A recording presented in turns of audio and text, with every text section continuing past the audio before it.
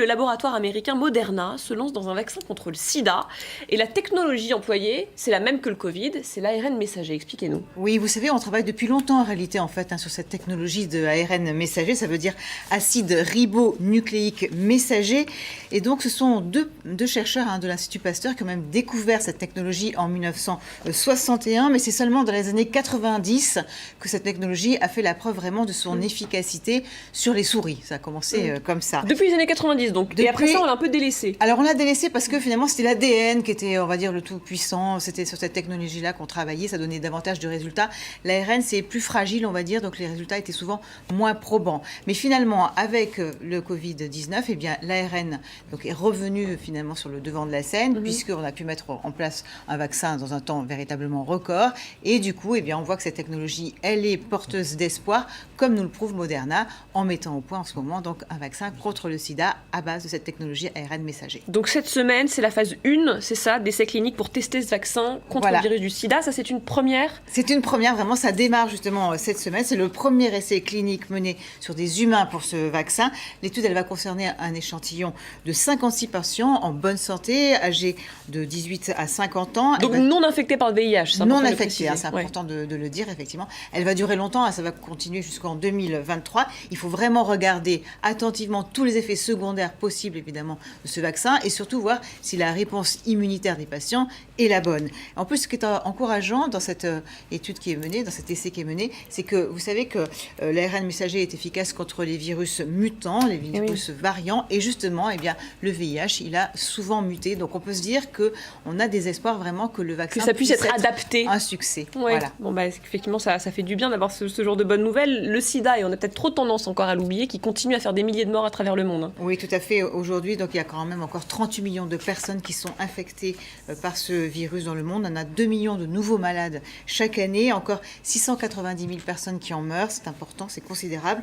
Et son coût annuel également est élevé, puisqu'il est chiffré à 105 milliards de dollars. Voilà, le vaccin ARN messager testé contre le sida. On verra ce que ça donne, mais effectivement, ça donne de l'espoir. Merci beaucoup Isabelle pour cette info. Également dans l'actualité, les incendies, bien sûr. Le feu n'est toujours pas maîtrisé et les pompiers et les Canadaires sont toujours mobilisés dans l'arrière-pays de Saint-Tropez, Antoine. Exactement, des pompiers, vous l'imaginez, exténués après 4 jours de lutte acharnée.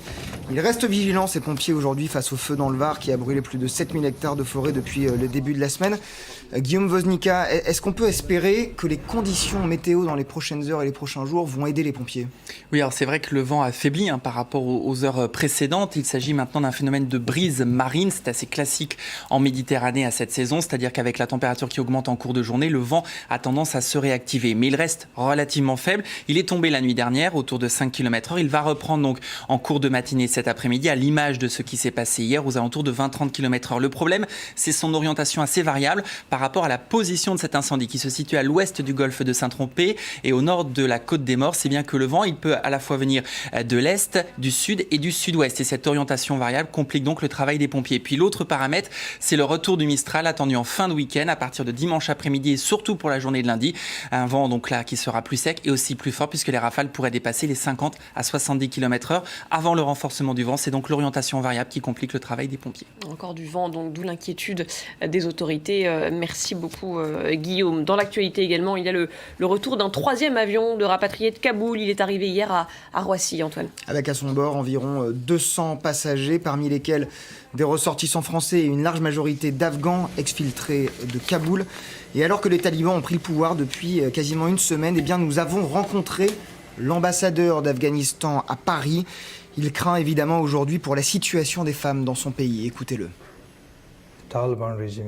Il y a 30 ans, quand le régime taliban était déjà en place, les femmes n'avaient pas le droit à l'éducation, ni le droit de travailler, sauf dans le secteur de la santé. Elles n'avaient pas le droit de sortir de chez elles, vêtues comme elles le souhaitaient. À cette période, les femmes ont ressenti qu'elles étaient en prison. Et aujourd'hui, je suis certain que cette situation sera encore pire qu'à cette période. L'Afghanistan, Emmanuel Macron s'est entretenu hier soir avec Joe Biden. Ils ont souligné ensemble la nécessité absolue d'assurer une coordination entre alliés et le fait de pouvoir évacuer les ressortissants et surtout les Afghans qui ont travaillé avec nos armées depuis des années. On parle de toute autre chose à présent, des grandes vacances. Les grandes vacances qui touchent à leur fin. Ça ne vous a pas échappé. Bah oui, c'est comme ça, toutes les bonnes choses ont une fin.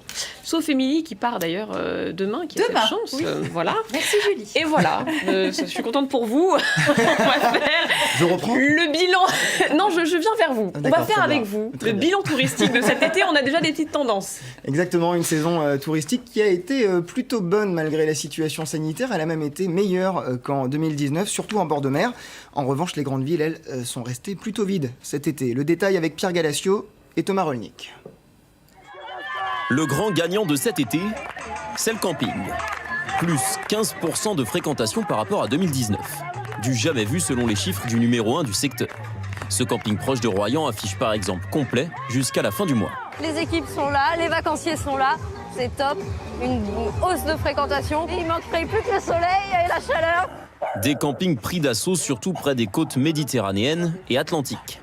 Ici, la fréquentation touristique atteint presque le niveau d'il y a 2 ans, avant la crise. Concernant la situation, honnêtement, on préfère rester en France.